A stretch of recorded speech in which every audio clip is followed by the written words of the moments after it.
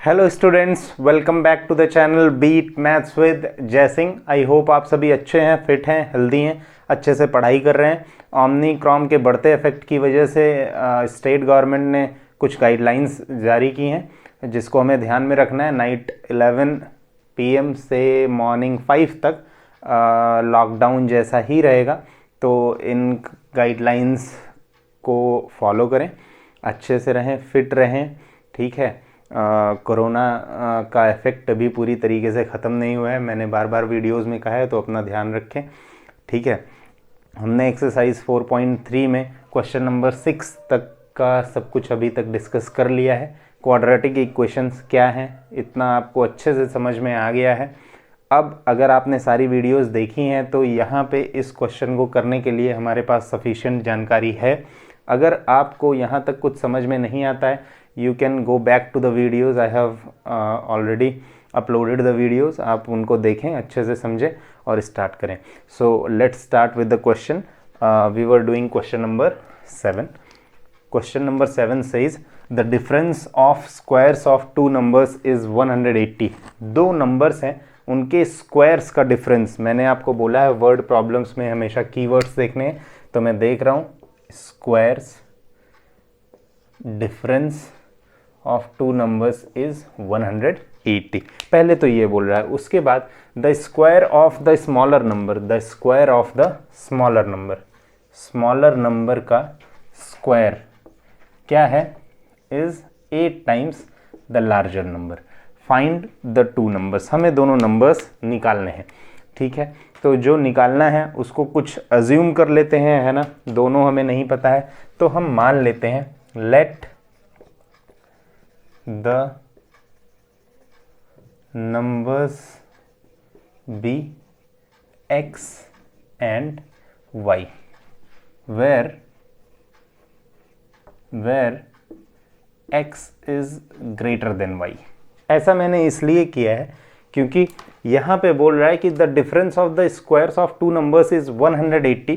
तो अगर मुझे x square minus y square जैसा स्टेटमेंट बनाना है तो x को बड़ा होना पड़ेगा, क्योंकि यहाँ रिजल्ट पॉजिटिव है। जैसे हम 3 के स्क्वायर में से अगर 1 का स्क्वायर माइनस करेंगे तो 4 माइनस 1 3 आएगा, विच इज़ पॉजिटिव। लेकिन अगर हम 1 के स्क्वायर में से 3 का स्क्वायर माइनस कर देंगे तो ये 1 माइनस 9 आएगा, 1 माइनस 9 जो कि -8 हो जाएगा। सॉरी, 3 का स्क्वायर यहाँ 9 होगा, 9 माइनस 1 8 होगा। ठीक है, तो यहाँ पे माइनस निगेटिव आ रहा है, यहाँ पे हमारा रिजल्ट पॉजिटिव है। इसका मतलब बड़े नंबर के स्क्वायर से ही छोटे नंबर के स्क्वायर को सब्ट्रैक्ट किया गया है, इसलिए मैंने एज्यूम कर लिया है कि x is greater than y। Then case first में क्या बोल रहा है, the difference of the squares of two numbers is 180। मैंने x को बड़ा नंबर बोला है। ये मुझे तो बिल्कुल इजी स्टेटमेंट लग रहा है और समझ में आ रहा है कि x square minus y square दोनों नंबर्स के स्क्वायर्स का डिफरेंस निकाल दिया और वो आया है 180। यहाँ तक तो बहुत इजी है। सेकंड केस में भी ये कुछ बोल रहा है, ध्यान से आप देखो। मैं क्या बार बार बोलता हूँ कि वर्ड प्रॉब्लम्स में जिधर कम है उधर हमें दे देना है। अगर मल्टीपल्स में कम है तो मल्टीप्लाई करके दे देना है, अगर कुछ थोड़ा डिफरेंस आ रहा है तो उसको ऐड करके दे देना है, कम वाले को देना है। इक्वेशन बनाने के लिए कम वाले को देना है। अब the square of the smaller number, the square of the smaller number, smaller number is y, तो square of y is 8 times the larger number. अब ये किसके बराबर है, ये लार्जर नंबर जो है x उसके 8 टाइम्स के इक्वल है। इसका मतलब हम ये केस बना सकते हैं y square is 8 times the larger number. तो बड़ा नंबर हमारा x था, उसका 8 टाइम्स कर दिया, ये इसके बराबर। और we can write it as y square is equal to 8x। इसको मान लेते हैं इक्वेशन 1 मैंने बोला है, इसको इक्वेशन 2 बोला है। अब substituting value of y square in equation 1, तो ये वैल्यू उठा के मैं यहाँ पे पुट कर रहा हूँ। तो ये क्या बन रहा है, आप ध्यान से देखना, x square minus y square की जगह मैं लिख रहा हूँ 8x इज इक्वल टू, ये 180 जैसा था वैसे ही लिख दिया, और अगर इसको और सिंपल बनाऊँ तो लिख सकता हूँ x square minus 8x minus 180 is equal to 0। अब हमारे पास ये एक क्वाड्रेटिक इक्वेशन बन गया है। अब इस क्वाड्रेटिक इक्वेशन को सॉल्व करने के हम तरीके सीख चुके हैं, तो आप चाहें तो क्वाड्रेटिक फार्मूला से भी सॉल्व कर सकते हैं या फैक्टराइजेशन से भी कर सकते हैं। मुझे लगता है यहाँ पे फैक्टराइजेशन ज़्यादा कन्वीनियंट होगा। तो फैक्टराइजेशन में मैंने बताया है आपको साइन के साथ इन दोनों इसके कोफिशिएंट को कांस्टेंट टर्म से विथ साइन मल्टीप्लाई कर देना है। तो 1 मल्टीप्लाई होगा माइनस 180 में, तो आंसर 180 आएगा। अब बीच वाला जो टर्म है उसको स्प्लिट करना है और आपको समझ में आ गया होगा कि कैसे स्प्लिट करना है। आंसर नेगेटिव है तो माइनस करके ही स्प्लिट करना है। अब आप वहाँ पे फैक्टराइज करके इसको आप वहाँ पे गेस कर सकते हो। वहाँ पे आप एकदम गेस क्या, आप एकदम पक्का आंसर निकाल सकते हो। मैं गेस कर रहा हूँ तो मुझे मिल रहा है 18 माइनस 10, 18 10 180 माइनस करके स्प्लिट किया। आप वहाँ पे पूरे जैसे मैंने आपको तरीका बताया हुआ है मिडिल टर्म स्प्लिट करने का, आप वैसे कर सकते हो by the method of factorisation. अब मैं इसको लिख सकता हूँ एक्स स्क्वायर 8 की जगह हम लिख रहे हैं 18 minus 10 x minus 180 is equal to 0। या इसको और सिंपल बनाए तो ये x ऑपरेट हो रहा है 18 के साथ, तो 18x माइनस बाहर से अंदर जा रहा है minus 18x minus minus plus 10 और ये x इधर से मल्टीप्लाई हो रहा है तो ये 10x minus 180 is equal to 0। और इसको और सिंपल बनाना चाहें तो अब यहाँ पे कॉमन ले लिया है x माइनस 18, यहाँ पे 10 कॉमन है, 10 कॉमन ले लिया है x minus 18 is equal to 0। Very easy, यहाँ तक तो सब कुछ बहुत इजी है। आगे देखते हैं। इट इम्प्लाइज एक ब्रैकेट में x माइनस 18 क्योंकि ये कॉमन है, दोनों ब्रैकेट्स में है, कॉमन निकाल लिया, बचा क्या x plus 10 is equal to 0। अब यहाँ से हमें either x minus 18 is equal to 0, क्योंकि ये 0 है तो या तो ये 0 होगा या तो ये 0 होगा। It implies x is equal to 18, एक ये वैल्यू आई, और x plus 10 is equal to 0, इस केस में x is equal to minus 10। तो x की हमारे पास दो वैल्यूज़ आ गई, ठीक है, x की हमारे पास दो वैल्यूज़ आई 18 और माइनस 10। अब ऐसा नहीं है कि हम देखते ही किसी वैल्यू को नेग्लेक्ट कर देंगे कि नहीं ये नहीं हो सकता है 18 का x का 18 भी हो माइनस 10 भी हो, दोनों वैल्यूज़ हो। तो हमें देखना होगा कि कौन सी सही है कौन सी नहीं है, या दोनों सही हैं क्या। तो हम एक सिचुएशन यहाँ पे देखते हैं, x 18 आया है तो उस हिसाब से अगर इसको यहाँ पे पुट करें, यहाँ पे x की जगह, तो y की वैल्यू पॉसिबल है, रूट निकाल सकते हैं। पर आप एक चीज़ ध्यान से देखना, अगर x की वैल्यू मैंने माइनस 10 पुट कर दी तो ये कुछ ऐसा बन जाएगा y square is equal to minus x की जगह माइनस 10 और 8, तो y is equal to under root में माइनस 80 आ जाएगा, जो मैंने आपको पहले ही बताया है कि रूट के अंदर अगर माइनस हो तो सॉल्व नहीं हो सकता। तो अब हमारे पास एक वैलिड रीज़न है क्या करने का, इसको नेग्लेक्ट करने का। तो अब हम इसको नेग्लेक्ट कर सकते हैं क्योंकि ये सही नहीं होगा, ये इसके आगे सोल्यूशन नहीं दे पाएगा, इसलिए इसको नेग्लेक्ट कर रहे हैं। अब x की वैल्यू 18 हो गई हमारे पास, x की वैल्यू यहाँ पे 18 आ गई, तो y निकालने की कोशिश कर रहे हैं। तो यहाँ पे लिख रहा हूँ for x is equal to 18, y square is equal to x, मतलब 18 इंटू 8 कितना आ जाएगा 144, है ना। अब y की वैल्यू निकाल रहे हैं, स्क्वायर उधर जाएगा, अंडर रूट बनाएगा, और एक चीज़ ध्यान में रखना है, स्क्वायर हमेशा दो वैल्यूज़ निकालता है प्लस माइनस, तो y is equal two plus minus 144 का आप रूट निकालोगे तो 12 आएगा, प्लस माइनस 12 आएगा। इस चीज़ को ध्यान रखना है, यहाँ पे प्लस माइनस दोनों साइन आ रहा है। अब कैसे समझें कि दोनों सही हैं, एक सही है या दोनों सही हैं। सो आप ध्यान से देखना, सो the two numbers are, so the two numbers are, एक तो हो गया x 18 जिसके लिए y की वैल्यू आई है 12, एंड दूसरी अभी मैं लिख ले रहा हूँ, अभी चेक करूँगा, अगर सही होगा तभी इसको लिखूँगा, नहीं तो हटाऊँगा। अभी 18 के लिए हमारे पास दो नंबर्स आ रहे हैं, x 18 अगर पुट कर रहे हैं तो y दो वैल्यूज़ दे रहा है। क्या ये दोनों वैल्यूज़ सही हैं? अब ये देखने के लिए हमें इक्वेशन में इन वैल्यूज़ को पुट करके देखना होगा क्या ये क्वाड्रेटिक इक्वेशन को सेटिस्फाई कर रहे हैं। बहुत आसान है, चेक कर लेते हैं। x की वैल्यू पहली 18 आई है, तो यहाँ पे 18 स्क्वायर माइनस y की वैल्यू पहले 12 ले लेते हैं, 12 स्क्वायर, तो ये आ गया 324 माइनस 144, दैट इज 180, बिल्कुल बराबर है, कोई प्रॉब्लम नहीं है। 12 इसको सेटिस्फाई कर रहा है, कोई प्रॉब्लम नहीं है। ठीक है, तो दो वैल्यूज तो हो गई, x और y की वैल्यूज 18 और 12 हो गया, सेटिस्फाई कर रहा है इक्वेशन को। ठीक है, दूसरे में इसलिए नहीं चेक कर रहा हूं क्योंकि दूसरे से ही तो वैल्यू निकली है, y स्क्वायर से ही तो निकला है, इसलिए पहले में फिट करके देख रहे हैं। अब दूसरे के लिए 18 का स्क्वायर अगेन 324 माइनस y का स्क्वायर मतलब माइनस 12 का स्क्वायर, तो 324 माइनस 12 का स्क्वायर अगेन 144, ये 180 आ गया। इसको भी सेटिस्फाई, इस इक्वेशन को ये वैल्यू भी सेटिस्फाई कर रही है। इसका मतलब we will have pair of values for x and y, जिसमें पहला पेयर होगा x की वैल्यू होगी 18, y की 12, और दूसरा पेयर होगा x की वैल्यू 18, y की वैल्यू माइनस 12, ये ध्यान रखना है। तो the two numbers are 18 and 12 और 18 माइनस 12, इन दोनों में से कोई एक वैल्यू होगी। You can make a note of it. हटा रहा हूं अब इसको, क्वेश्चन नंबर 8 की तरफ चलते हैं। वर्ड प्रॉब्लम्स में मैंने आपको पहले ही बोला, अब कीवर्ड्स देखते रहें। अगर कीवर्ड्स हम देख रहे हैं तो ज़रूर क्वेश्चन इजी हो जाएगा। हम स्टेप वाइज चलेंगे, कीवर्ड्स देख के क्वेश्चन को इजी बनाते जाना है, वो अपने आप आंसर दे देगा। अगर आपने अभी तक सब कुछ सीखा हुआ है तो आप धीरे धीरे अपने आप क्वेश्चन में बढ़ते रहेंगे, आंसर आपको मिलता रहेगा। Question number 8, a train travels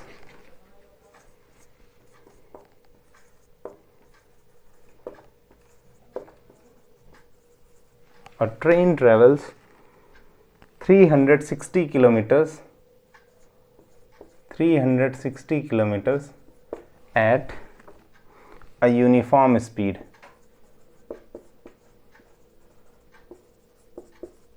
At a uniform speed. If the speed had been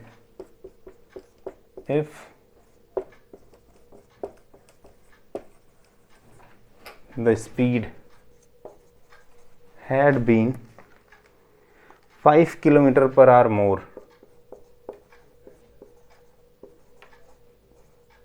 5 kilometer per hour more, it would have taken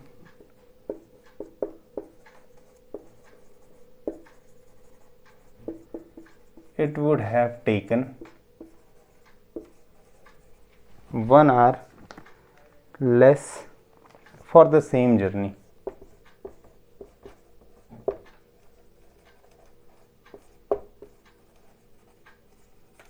For the same journey. Find the speed of the train. Find the speed of the train, है ना? ठीक है, बहुत अच्छा question है, speed, distance और time related question है। क्या बोल रहा है, ध्यान से पढ़ते हैं। अ train travels 360 kilometre at a uniform speed, जो टोटल जर्नी है वो 360 किलोमीटर्स की है और ट्रेन उसको यूनिफॉर्म स्पीड पे चल के कवर कर रहा है। If the speed had been 5 kilometre per hour more, अब आप इमेजिन करो अगर ट्रेन की speed 5 kilometre per hour increase कर दी जाती है, या कुछ भी स्पीड में कुछ भी इंक्रीज कर दिया जाता है, तो ट्रेन तेजी से जाएगी, और जब ट्रेन तेजी से जाएगी तो ऑब्वियस है वो टाइम कम लेगी। इस चीज को दिमाग में रखना है। It would have taken 1 hour less, that is obvious, time कम लगेगा for the same journey. Find the speed of the train, बोल रहा है ट्रेन की स्पीड पता कीजिए। तो मैं क्या बोल रहा हूं, let the speed of the train be x kilometre per hour. मैंने क्या बोल दिया कि ट्रेन की स्पीड मान लेते हैं x किलोमीटर पर आवर है।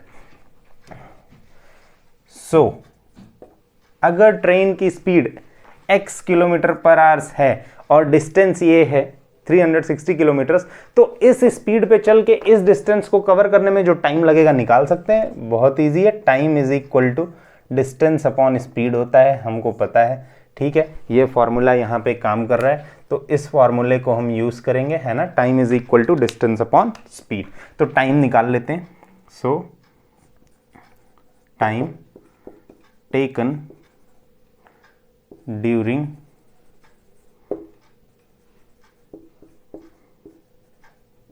Uniform speed. जब यूनिफॉर्म स्पीड से टोटल डिस्टेंस कवर करता है इस केस में, तो टाइम कितना लगता है। Time is equal to distance upon speed. So distance is 360, speed is x। तो time taken during uniform speed ये है।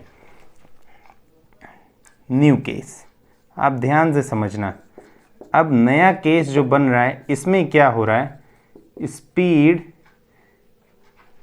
क्या हो रही है, x नहीं है। अब स्पीड 5 किलोमीटर पर आवर बढ़ा दी जा रही है, ये स्पीड हो जा रही है। ठीक है, पहले x थी, अब बोल रहा if the speed had been 5 kilometre per hour more, तो नई स्पीड ये होगी। So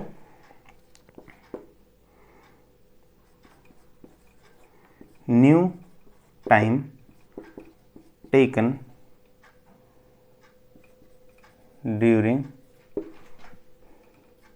the journey. तो इस समय जर्नी में जो टाइम लगेगा, जर्नी तो 360 किलोमीटर की ही है, स्पीड 5 किलोमीटर पर आवर बढ़ा दिया तो स्पीड ये हो जाएगी। अब ध्यान से समझना, आप केस को ध्यान से समझना। अब क्या बोल रहा है, मैंने आपको हमेशा बताया कि वर्ड प्रॉब्लम में जिसके पास कम है उसे देना है। अब आप ध्यान से समझना, पहले जो टाइम लगा था वो ये था 360 अपॉन x, ये था। बाद में जो टाइम लगा वो ये है 360 अपॉन x प्लस 5, ये टाइम लगा। अब ये वाले केस में जो टाइम लगा था, इस केस में टाइम ज्यादा था क्योंकि यहां पे स्पीड कम था, स्पीड x था बस, यहां पे स्पीड x प्लस 5 था। तो इस वाले केस में ये टाइम ही तो है, ये न्यू टाइम टेकन ही तो है, ये टाइम है, ये भी टाइम है। अब दोनों टाइम के बीच में डिफरेंस कितना है, ये वाला जो टाइम है ये कम है क्योंकि स्पीड ज्यादा है तो टाइम कम लगेगा। और कितना कम है, 1 आवर। मैंने आपको बोला इक्वेशन बनाते टाइम जिसके पास कम हो उसको दे देना है। अब यहाँ पे टाइम अगर कम है और कितना कम है, 1 आवर, तो लो मैंने इसको 1 आवर दे दिया। अब दोनों टाइम बराबर हो गए, पहले का टाइम और अब का टाइम, दोनों टाइम बराबर हो गए। ईजी है।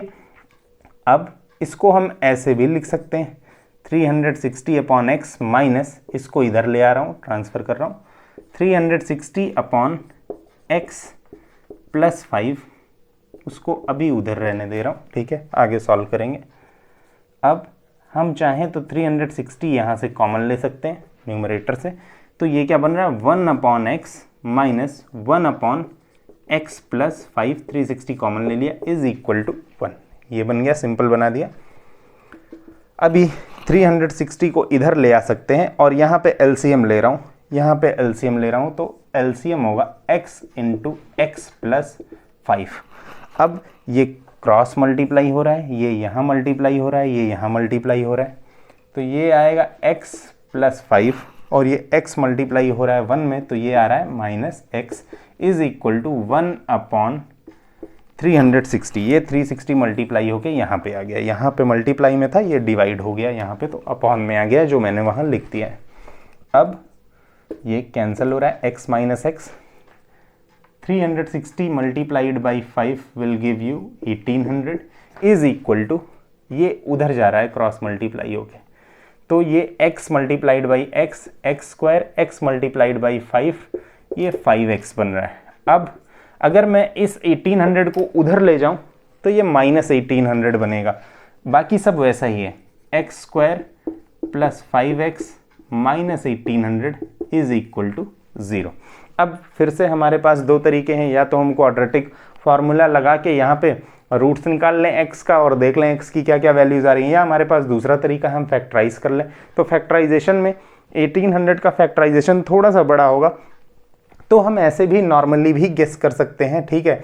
अब हमें इतना अंदाज़ा लगना चाहिए कि ये किस में ब्रेक करेगा। बाकी अगर आपको समझने में प्रॉब्लम हो रहा है, do that factorisation and you will find the roots by multiplying, ठीक है। आप वहाँ पे मल्टीप्लाई करते जाओगे, आपको मिल जाएगा।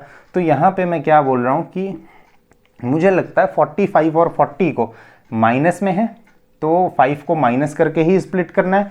5 को माइनस करके मैं स्प्लिट कर रहा हूँ 45 और 40 में, तो ये तो 5 आएगा माइनस करने पे। 45 मल्टीप्लाइड बाई 4, आप देख लो, 4 5 ज़ा 20, 4 4 ज़ा 16, 1800 आ गया, ठीक है।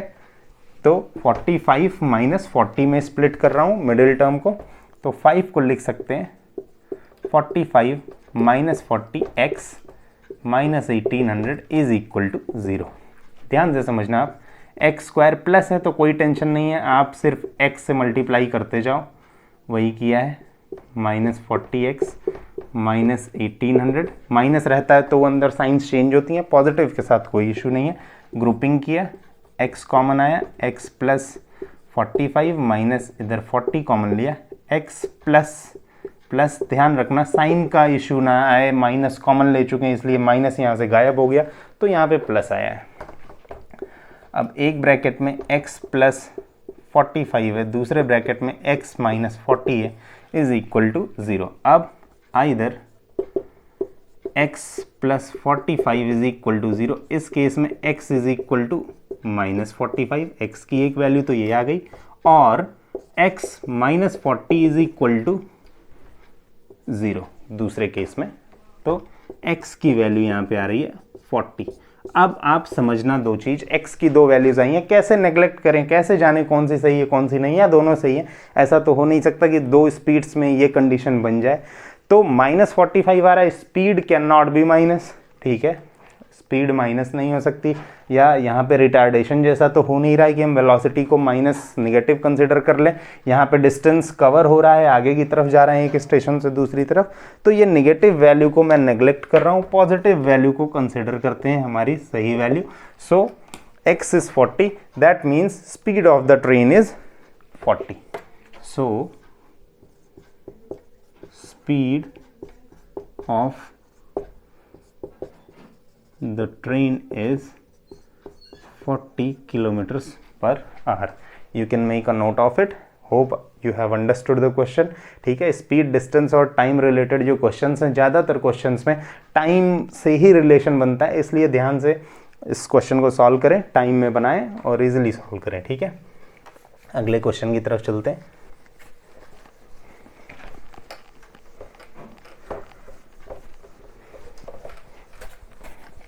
क्वेश्चन नंबर 9 करेंगे अब।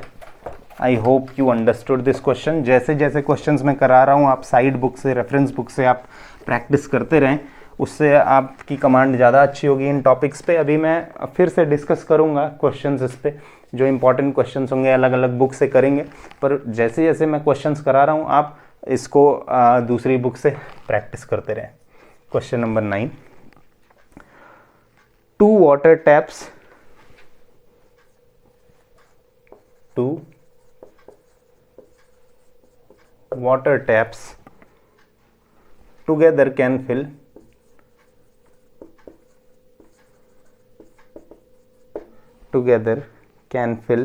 a tank in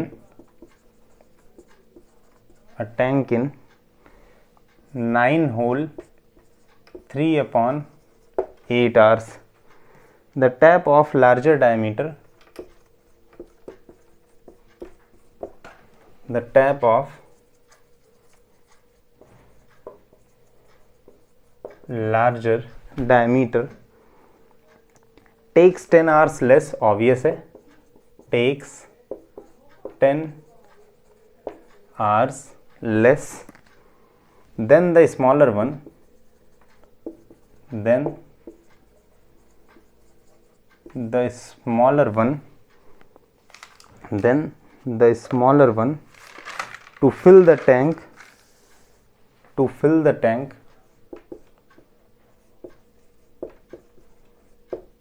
then the smaller one to fill the tank separately.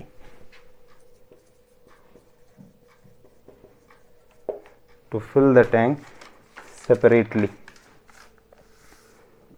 Find the time in which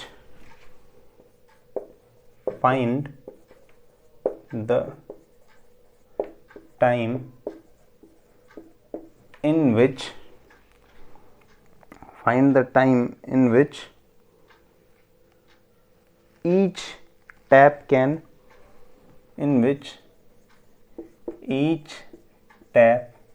can separately fill the tank. Separately fill the tank, है ना। बहुत इजी क्वेश्चन है, ठीक है, बहुत अच्छा क्वेश्चन है, इस पे ध्यान देना है, ठीक है। जो जो दिया हुआ है बारी बारी से देखते हैं, इसमें हमारे काम का क्या है, कीवर्ड्स को रखते हैं, ठीक है। बोल रहा है 2 वाटर टैप्स हैं, है ना, 2 पानी की टोटियां हैं। Can fill a tank in, can together, 2 water taps together can fill a tank together, दोनों साथ साथ कितनी देर में फिल कर सकते हैं टैंक को, 9 होल 3/8 आवर्स में, है ना। अब क्या बोल रहा है, the tap of larger diameter takes 10 hours less, 10 hours less. बोल रहा है कि जिसका डायमीटर बड़ा है, जिस टैप का डायमीटर बड़ा है, आप इमेजिन करो जो बड़ा टैप होगा उसका डायमीटर ज़्यादा होगा, ऐसा होगा, वो चौड़ा होगा, उसमें से पानी का फ्लो तेज रहेगा, पानी ज़्यादा आएगा।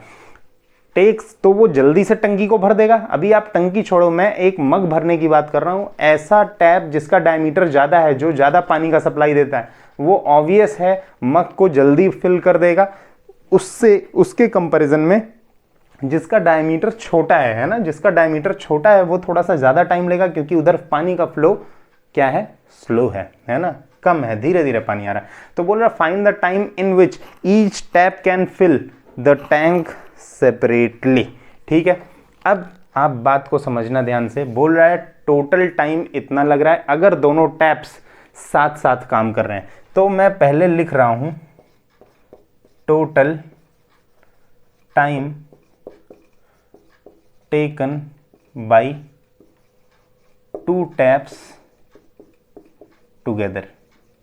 दोनों टैप्स अगर साथ में काम कर रहे हैं तो उनको कितना टाइम लग रहा है, 9 होल 3/8 आवर्स।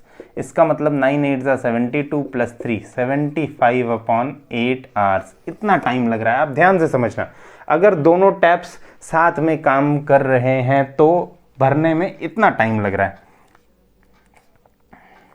ठीक है। Let time taken by the tap with smaller dia, जिसका डायमीटर कम है। मान लेते हैं let the time taken by the tap with smaller dia be x hours. मैं मान रहा हूं कि वो टैप जिसका डायमीटर छोटा है वो x आवर्स लेता है। देन आप ध्यान से समझना, then time taken by the tap with larger diameter. अब उस टैप का जिसका डायमीटर ज़्यादा है वो टाइम कम लेगा, वो जल्दी से भर देगा। तो अगर यहाँ पे x आवर्स लग रहे हैं तो यहाँ पे x माइनस 10 आवर्स लगेंगे। आप समझ गए होगे क्यों, क्योंकि यहाँ पे बोला है कंडीशन में the tap of larger diameter takes 10 hours less, 10 घंटा कम लगता है। तो जिसका लार्जर डायमीटर है जिस टैप का, उसमें टाइम कम लगेगा। अब यहाँ पे एक बहुत ज़्यादा इम्पॉर्टेंट चीज़ हमें समझनी होगी, बहुत इम्पॉर्टेंट चीज़ है। आपको एक छोटा सा एग्जांपल देता हूँ। एक मग है, एक मग है, एक टैप है, ठीक है, मान लेता हूँ यहाँ पे एक टैप है, ठीक है। अब ये 5 लीटर है, ठीक है, 5 लीटर का है इसका कैपेसिटी, ठीक है। अब ये टैप स्टार्ट होता है और भरना शुरू करता है धीरे धीरे। ऐसा तो है नहीं पूरा एक साथ भर देगा, धीरे धीरे भरेगा, ऐसे ऐसे ऐसे भरेगा। आप ध्यान से समझना, ये जो समझाने जा रहा हूँ बहुत इंपॉर्टेंट चीज़ समझाने जा रहा हूँ। ये मान लो आप पूरी 5 लीटर का मग है, इसको फिल करना है। अगर मैं बोलूँ कुछ टाइम लगेगा, 1 घंटा, 2 घंटा, 3 घंटा, 2 मिनट, 4 मिनट कुछ लगेगा। मैं मान लेता हूं कि बहुत स्लो पानी चल रहा है, बिल्कुल बूंद बूंद जैसे पानी गिर रहा है, इसको टोटल 5 घंटे लग रहे हैं, टोटल 5 आवर्स लग रहे हैं। तो मैं बोलूं अगर कि, या ऐसा बोल देते हैं कि ये 10 लीटर का है। अब आप ध्यान से समझना, ध्यान से समझना आप, 5 आवर्स लग रहे हैं, टोटल 5 आवर्स ले रहा है फिल करने में। 5 आवर्स ले रहा है कितना फिल करने में?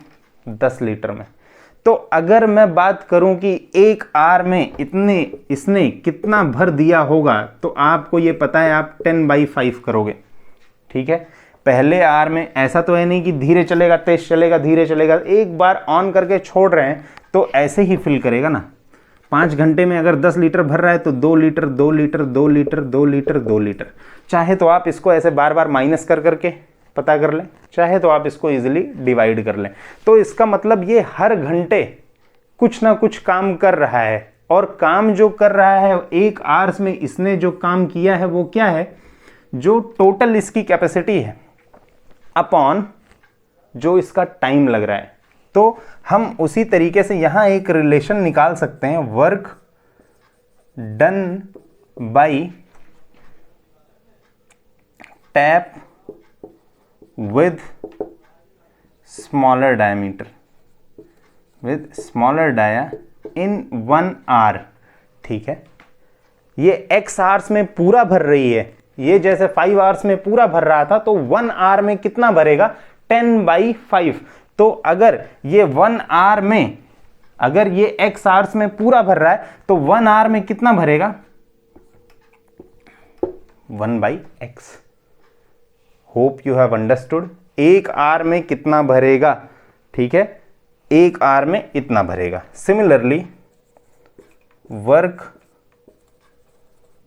Done by tap with larger dia in 1 hour is 1/, जो यहां टाइम था वो ले लिया, ठीक है। अब आप एक चीज ध्यान देना, work done by both taps together in 1 hour. अच्छा, ये इतना टाइम लग रहा है, इतना टाइम लग रहा है, अगर ये दोनों साथ में काम कर रहे हैं टोटल, तो 1 आवर में कितना कर लेंगे? तो ये कर सकते हैं क्या, 1/75/8, ये मल्टीप्लाई होके ऊपर जाएगा तो ये 8/75 हो जाएगा। आप ध्यान से समझना, अगर यहां समझ में नहीं आया, 1 डिवाइडेड बाई 75/8 है, तो 1 मल्टीप्लाई में जा रहा है, इसका रेसिप्रोकल ले रहे हैं, 8/75 हो रहा है, तो ये टोटल 8/75 आ जा रहा है। मैं यही लिखा, ठीक है। अब आप ध्यान से समझना, 1 घंटे में इंडिविजुअली जो काम है पहले टैप का, और 1 घंटे में इंडिविजुअली जो काम है दूसरे टैप का, इनको अगर मिलाएं तो इन्होंने जो टोटल काम किया वो यही तो है, क्योंकि ये work done by both tap together in 1 hour है। तो 1 घंटे में इसने जो काम किया, 1 घंटे में इसने जो काम किया, दोनों का सम कर लेते हैं तो इसी के बराबर तो आएगा। तो according to the given situation, according to the given situation, work done by the tap in 1 hour which has smaller dia, जिसका smaller dia 1/x प्लस जो काम इसने किया 1/x - 10 इज इक्वल टू 8/75। इन दोनों ने 1 घंटे में जो काम किया है वो यही तो है, क्योंकि दोनों को मैंने मिला दिया, दोनों के काम को मिलाया, वो यही तो है। आप ये ध्यान से इन तीनों इक्वेशंस को समझो, ठीक है। यहाँ पे ये बना दिया। अब यहाँ पे एलसीएम ले रहे हैं x का और x - 10 का। एलसीएम आ रहा है x - 10, ये क्रॉस मल्टीप्लाई हो रहा है, तो ये आ रहा है x - 10 इधर, और ये plus x is equal to, ये बन रहा है 8/75। अब ये आ रहा है 2x - 10 अपॉन, ये बन रहा है x² - 10x। अब आपको ये समझ में आ रहा होगा, मल्टीप्लाई कर दिया, इज इक्वल टू 8/75। इसको ब्रैकेट में बंद कर रहा हूँ क्योंकि ये बाइनॉमियल है, उधर मल्टीप्लाई होगा।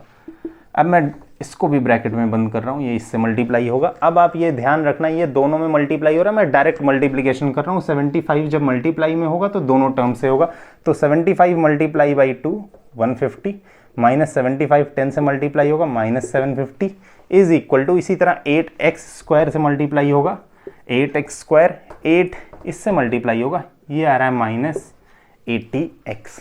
ठीक है, अब और सॉल्व करते हैं, इसको उधर ले जाते हैं।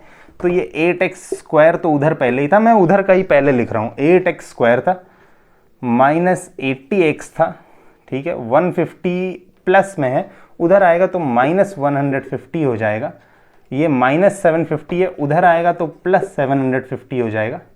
ये 150x है, ठीक है, ये 150x है, उधर आया निगेटिव में, माइनस 750 उधर आया, प्लस 750 इज इक्वल टू 0।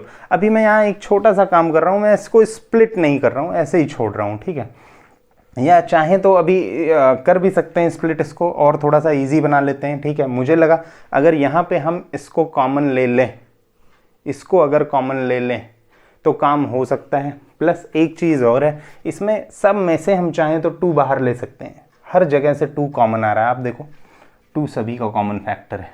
तो और थोड़ा सा सिंपल बना देते हैं, 8x स्क्वायर इसको सॉल्व करेंगे, minus 230x plus 750 is equal to 0। अब ये 2 सब में से कॉमन आ रहा है, निकाल लेते हैं, ठीक है। 2 से डिवाइड कर रहे हैं थ्रू आउट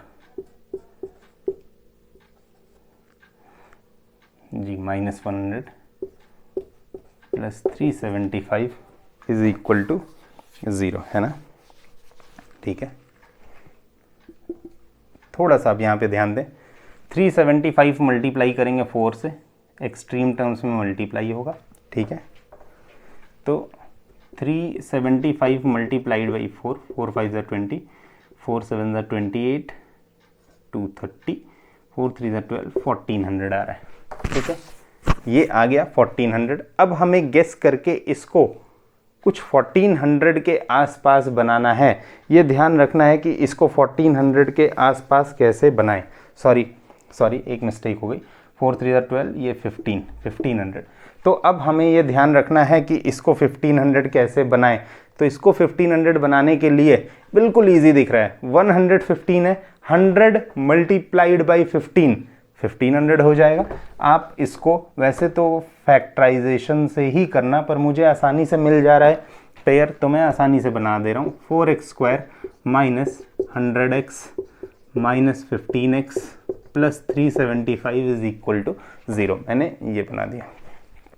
अब यहाँ पे 2x कॉमन है इन दोनों में, 4x कॉमन है, तो यहाँ पे आया x माइनस 25, ग्रुपिंग की है, इसमें भी माइनस 15 कॉमन है, तो ये आया x माइनस 25, माइनस इसलिए क्योंकि ये प्लस था, माइनस माइनस ही प्लस बनता।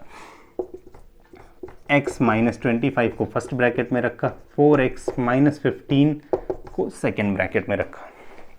अब यहाँ से डायरेक्ट वैल्यूज लिख रहा हूँ, either x minus 25 is equal to 0, इस केस में x इज इक्वल टू 25, और ध्यान से देखना दूसरा case 4x minus 15 is equal to 0, या फिर लिख सकते हैं 4x इज इक्वल टू 15, या फिर इसको लिख सकते हैं x is equal to 15 by 4, 3.75।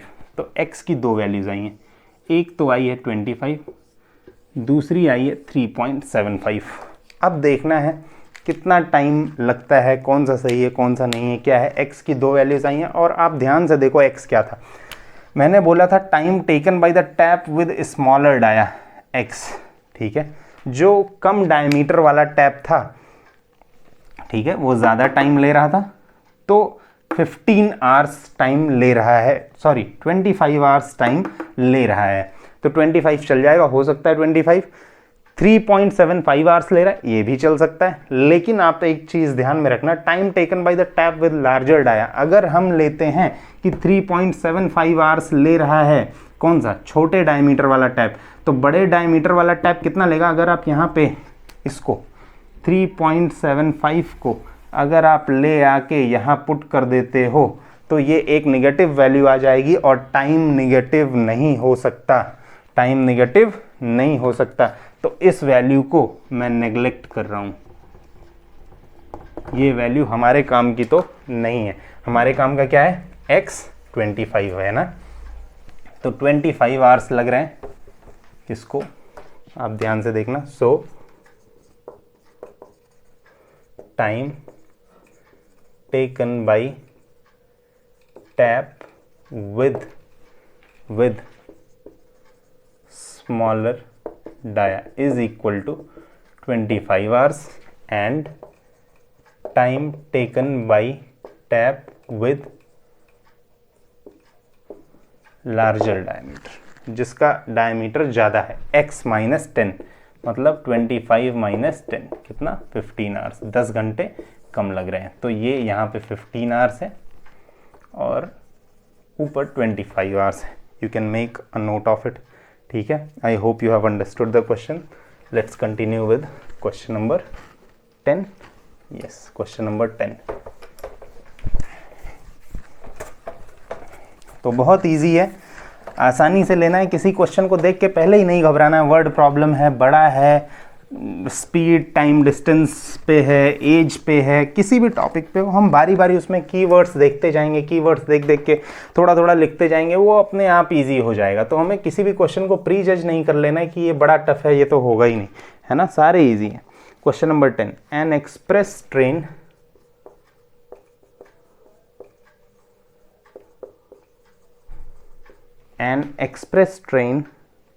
takes 1 hour less, ये देखते ही समझ में आ गया होगा। देन ऐसा क्वेश्चन कर चुके हैं ऊपर। Then a passenger train to travel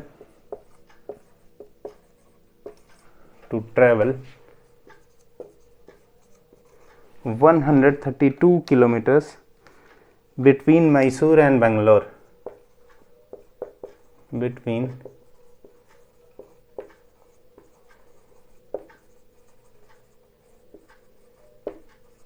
Mysore and Bangalore without taking into consideration the time they stop at intermediate stations। मैं वो नहीं लिख रहा हूँ यहाँ पे, ब्रैकेट में जो है वो नहीं लिख रहा हूँ, ठीक है।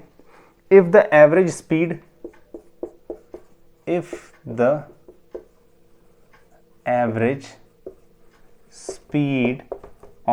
the train, if the average speed of the express train, if the average speed of the express train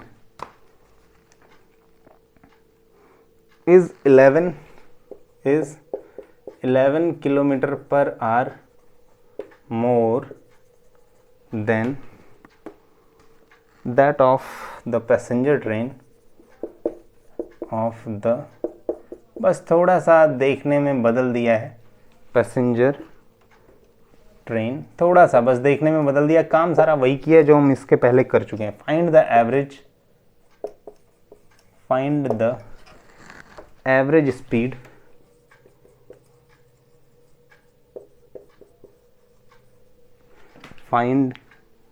average speed of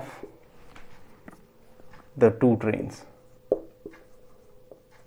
दोनों ट्रेन्स की एवरेज स्पीड को पूछा है ना। तो एवरेज स्पीड मान लेते हैं कुछ, कोई प्रॉब्लम नहीं है। प्रॉब्लम क्या है, कोई प्रॉब्लम नहीं है। बोल रहा है if the average speed of the express train is 11 kilometre per hour more than that of passenger train. तो एक्सप्रेस ट्रेन का तो एवरेज स्पीड हमको पता है 11 किलोमीटर पर आवर ज्यादा होगा किससे, पैसेंजर ट्रेन से।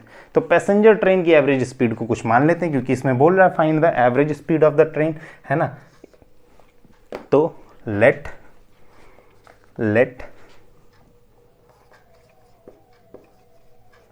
the average speed of the passenger train भी x किलोमीटर पर आवर। मान लेते हैं कि जो पैसेंजर ट्रेन है उसकी speed x kilometre per hour है, तो ये अपने आप हो जाएगा। Then the average speed of the express train is equal to, बोल रहा है यहाँ पे, if the average speed of the express train is 11 hours more, 11 kilometre per hour more. तो x तो था ही पैसेंजर ट्रेन का, उससे 11 किलोमीटर पर आवर ज़्यादा, 11 किलोमीटर पर आवर ज़्यादा है, तो average speed of express train ये हो जाएगा। अब जो रिलेशन दे रहा है, जो मेन रिलेशन दे रहा है वो टाइम का दे रहा है। आप ध्यान से समझना, टाइम का बोल रहा है an express train takes 1 hour less than the passenger train. तो हमें ये जानना जरूरी है कि दोनों केस में टाइम क्या लग रहा है, तो टाइम निकाल लेते हैं, कोई प्रॉब्लम नहीं है। Time taken by passenger train, ध्यान से समझना आप। तो हमें रिलेशन तो पता है, time is equal to distance upon speed, और डिस्टेंस तो इसने ऑलरेडी दे दिया है 132 किलोमीटर। तो डिस्टेंस अपॉन स्पीड, स्पीड किसकी, पैसेंजर ट्रेन के लिए टाइम निकाल रहे हैं, तो स्पीड भी पैसेंजर ट्रेन की ले रहे हैं 132/x। उसी तरह टाइम टेकन बाई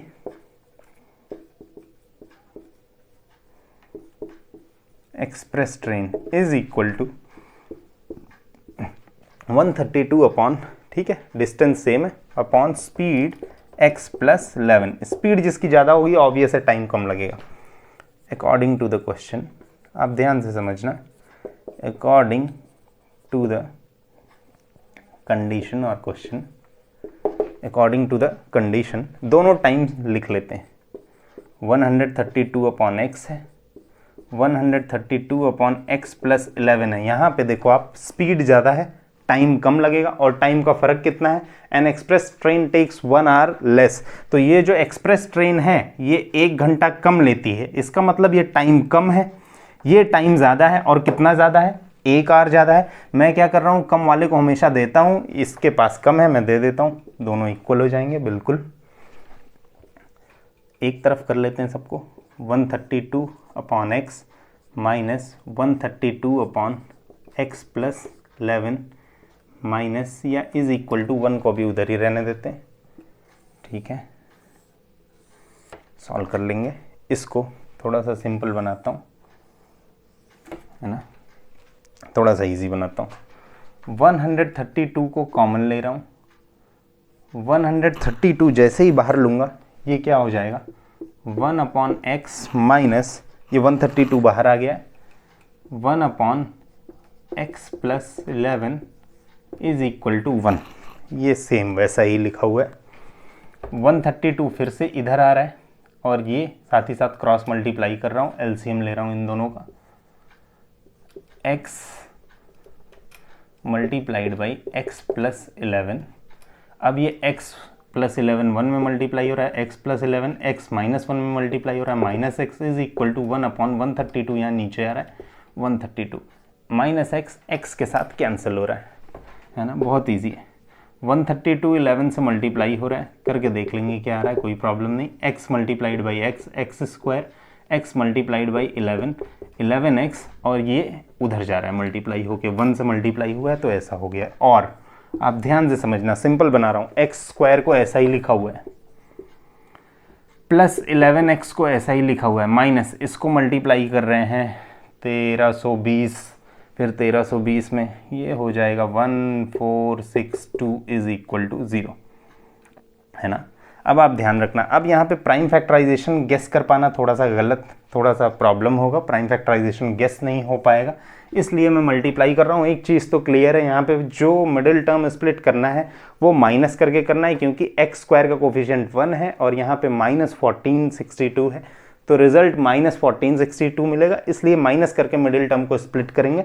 फिलहाल हमें इतना पता है, इसका प्राइम फैक्टराइजेशन कर लेते हैं। 1462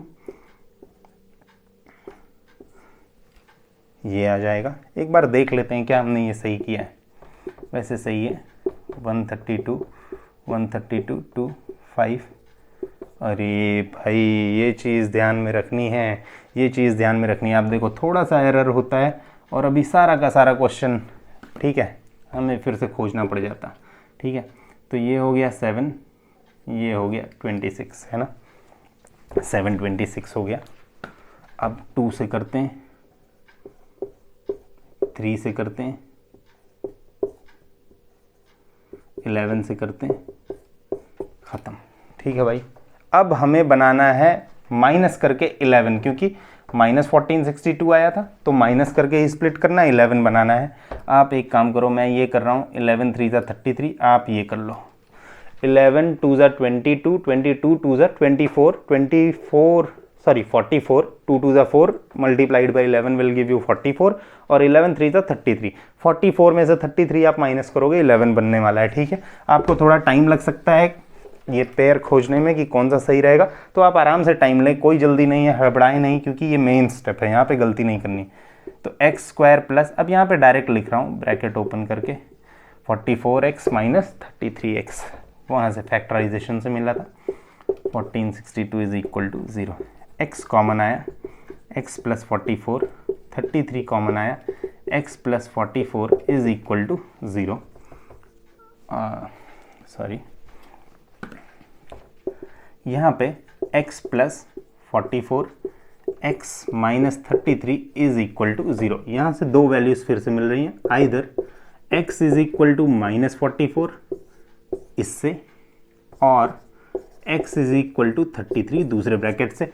x माइनस तो हो नहीं सकता, नेग्लेक्ट कर रहा हूँ, स्पीड कम हो नहीं रही है, बढ़ रही है, फॉरवर्ड डायरेक्शन में जर्नी कवर हो रही है, इसलिए जो निगेटिव है स्पीड, इसको हमने हटा दिया है। तो speed of the train is 33, और कौन से स्पीड, कौन से ट्रेन की speed, average speed of passenger train. So speed of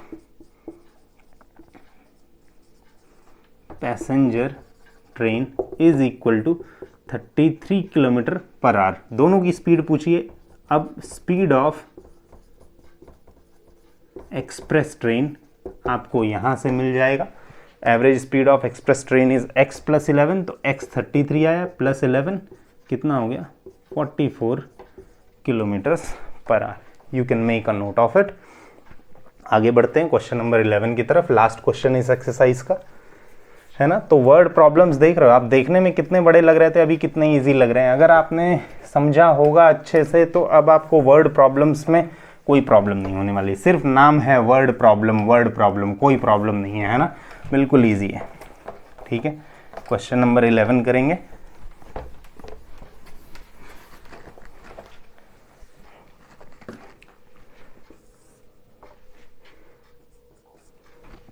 question 11 करते हैं। Sum of the areas of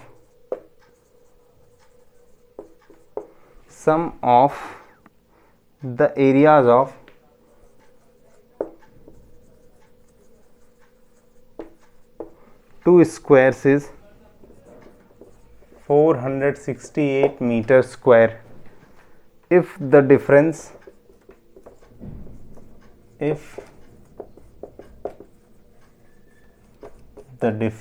of their perimeter is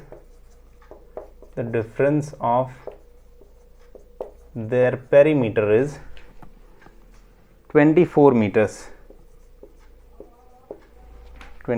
meters. Find the sides of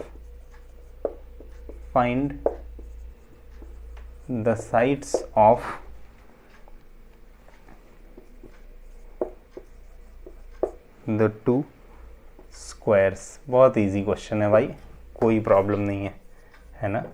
ठीक है, ध्यान से समझना है। ठीक है, क्या बोल रहा है, sum of the areas of two squares. ठीक है, क्या, sum of the areas of two squares is 468। दो स्क्वायर्स के एरियाज का सम 468 है। अब क्या बोल रहा है, इफ द डिफरेंस, दूसरे केस में if the difference of their perimeter is 24, दोनों के पेरीमीटर्स का जो डिफरेंस है वो 24 है। उन्हीं दोनों स्क्वायर्स के पेरीमीटर्स का डिफरेंस दिया है और एरियाज में रिलेशन दिया है। बोल रहा है find the sides of the two squares, है ना। तो मैं क्या बोल रहा हूं, let the sides of the squares be x and y metres. ठीक है, मैं बोल रहा हूं कि दोनों स्क्वायर्स के जो साइड्स हैं वो x और y मीटर्स हैं। अब आप ध्यान से समझना, दो केसेस बना रहा है। केस फर्स्ट में क्या बोल रहा है, सम ऑफ द एरियाज। अगर स्क्वायर का साइड x है तो एरिया क्या हो जाएगा, ऑब्वियस है x स्क्वायर। ठीक है, ठीक है। अब बोल रहा है सम, तो सम कर रहे हैं किसका, एरियाज ऑफ टू स्क्वायर्स, दोनों स्क्वायर्स के एरियाज निकाल रहा हूं। तो x square plus y square, दोनों स्क्वायर्स के एरिया निकाल लिया, 468। ये इक्वेशन 1 बन गया। एक और केस बोल रहा है, ठीक है, ये ध्यान रखना है। अब बोल रहा है the difference of their perimeters. तो पेरीमीटर स्क्वायर का क्या होता है, 4 इंटू साइड, तो 4x माइनस 4y, दोनों के पेरीमीटर्स का डिफरेंस मैंने निकाल लिया। ये करते ही एक चीज तो कंफर्म हो गया कि ये वाला जो x है, जो x साइड वाला स्क्वायर है वो बड़ा है, क्योंकि बड़े पेरीमीटर से छोटे पेरीमीटर को डिफरेंस निकाल रहे हैं दोनों का, तो 24 आ रहा है, पॉजिटिव रिजल्ट आ रहा है। इसका मतलब बड़े में से छोटा माइनस करोगे तभी आएगा। तो ये वैल्यू बड़ी है, ये वैल्यू बड़ी है, इसका मतलब x बड़ा है, 4 4 तो बराबर है, x y से बड़ा है। तो ये एक चीज यहां पे ध्यान रखना है, x y से बड़ा है। अब 4 अगर कॉमन ले तो ये बन सकता है x minus y is equal to 24, और सिंपल बनाना चाहें x minus y is equal to 4 उधर जा रहा है, 24/4, या फिर 6 भी हो सकता है, या फिर x चाहें तो y उधर ले जाएं, 6 प्लस वाई बन सकता है। ये 2 बन गया ना। पुटिंग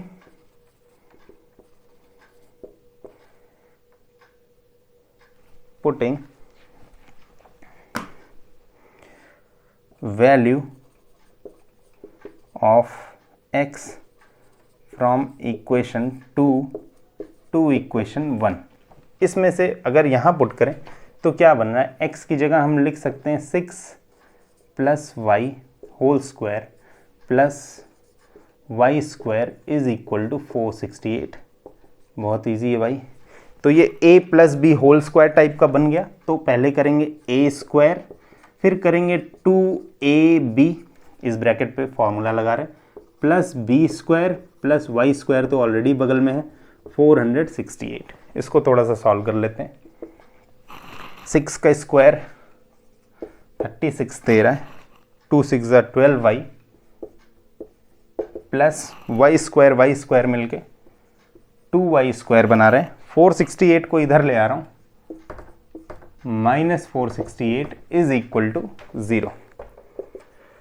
ये 2y स्क्वायर को पहले लिख रहा हूं, प्लस 12y लिख रहा हूं, इसको माइनस करोगे आप तो ये आ जाएगा माइनस 432 इज इक्वल टू 0, है ना। सब्ट्रैक्ट कर दिया। डिवाइडिंग होल इक्वेशन बाई 2, पूरे इक्वेशन को 2 से डिवाइड कर रहा हूं, या आप चाहो तो 2 कॉमन भी ले सकते हो, है ना। तो 2 से डिवाइड हुआ गायब, 2 से ये डिवाइड हुआ 6, 2 से ये डिवाइड होगा 216 इज इक्वल टू 0। ईजी है ना। फिर से मिडिल टर्म स्प्लिट करेंगे, एक्सट्रीम टर्म्स को मल्टीप्लाई करेंगे, इसके कोफिशिएंट को कांस्टेंट से, माइनस 216 आएगा। 6 को स्प्लिट करेंगे, माइनस करके ही स्प्लिट करना है, 216 का प्राइम फैक्टराइजेशन निकाल लेते हैं भाई, बहुत इजी है।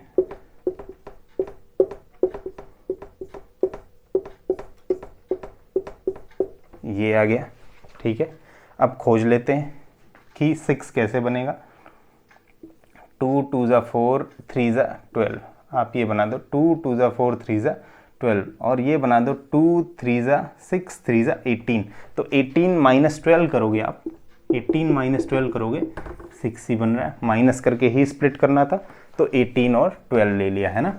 6 की जगह लिख सकते हैं 18 और 12।